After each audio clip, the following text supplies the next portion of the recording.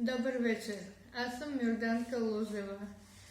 Искам да ви споделя някои резултати от употребата на дръжетата на Apple Go.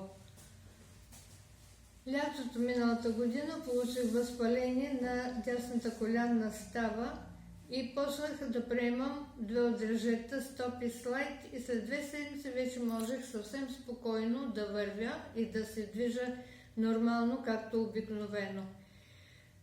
А пък моята внучка, която беше седмокласничка, беше на път да получи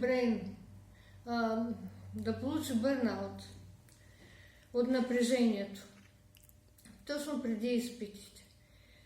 Релакс и брейн и помогнаха след 3 дена да почне да се възстановява. Съвсем наскоро малката внучка се оплака от болки в стомаха, неразположение, някакво хремичка.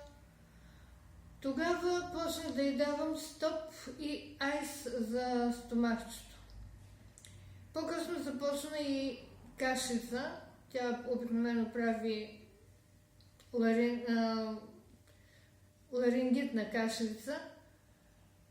Тогава включихме и мелс. И тези 3 продукта ликвидираха състоянието и само за 2 дена.